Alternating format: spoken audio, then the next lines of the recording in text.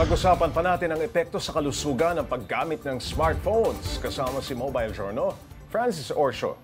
Francis, ikaw, gaano ko ba kadalas gumamit ng cellphone sa maghapon? Pops J, syempre kasi sa nature ng work natin, journalist ka, so isa sa mga primary communication at method ng pag-connect sa inyong mga binubuong story ay yung mobile phone. Kapag ko-contact ka or maghahanap ka ng stories. So talaga kung ako tatanungin kung ilang oras talagang ano din nandun din sa average na kaya sinasabi tayo din pinakamataas gumamit ng phone, nasa 8 hours, mga ganun. Halos maghapon talaga.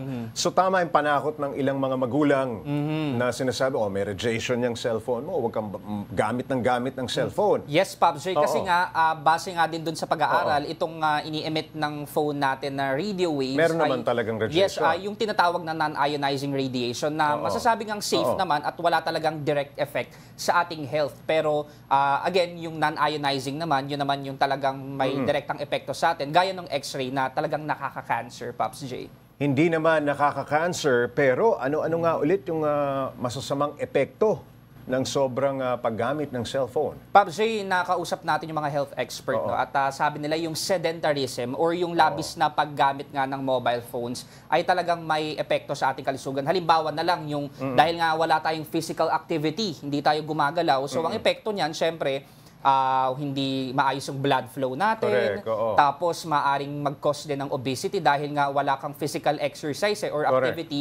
So hindi gumagalaw yung mga muscles mo. At kung may obesity ka, sabi nga ng health expert, maaring mag-lead din yan sa sakit sa puso, diabetes, or any other health risk pa na maaring mag-cause nga dahil doon sa labis na paggamit natin ng phone. At Francis, kung hindi tayo nakatutok sa cellphone, minsan computer naman, no?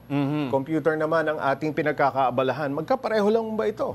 Nag-emit din ba ng radiation? Yes, Pops. Itong mga computers naman, dahil mas malaki yung screen, ibang health risk naman yung maaring ibigay kasi sa atin ito. Halimbawa, lalong-lalo sa mata natin, dahil malaki yung screen, ang laki ng, kumbaga, tinitignan natin, talagang makaka-apekto din ito sa eyesight natin na iba namang kumbaga yun nga health risk na maaari nating makuha. Pero pagdating dun sa radiation, isa kasi yan sa mga non-ionizing wireless technology.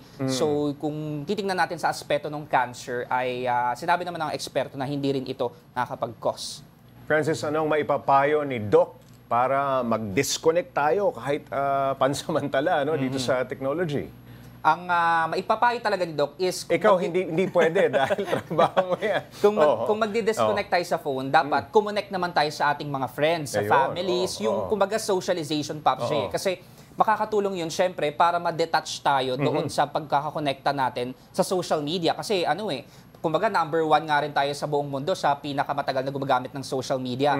So mahalaga yun na makumonect naman tayo physically sa mga taong nasa paligid natin. And another one, syempre yung mga physical activities and exercises para gumalaw-galaw tayo, makapag-exercise, hindi lang tayo kumbaga nakababad dito sa cellphone at hindi gumagalaw. Yes, Pops. Physical at outdoor activities. Yes, Pops J. Sa usaping pangkalusugan, Francis, ilang oras lang bang average na sinasuggest ni Doc? Yes, sana Pops ito lamang ang ilalaan natin sa paggamit ng sabi gadget. ng mga eksperto, Pops J, ang kumbaga mainam na oras lang talaga ng paggamit sa phone ay on the average 2 hours a day. A day. Pero dahil nga talagang kailangan na natin to for communication, yun yung mga bagay na hindi natin maiwasan talaga na tumutok sa cellphone. Pero yun talaga yung kumbaga pinakamakakatulong sa atin para hindi tayo magkasakit. Sana. Sa ibang tao, maigsi yung 2 hours a day, Yes, lalo na kung nagtitiktok ka.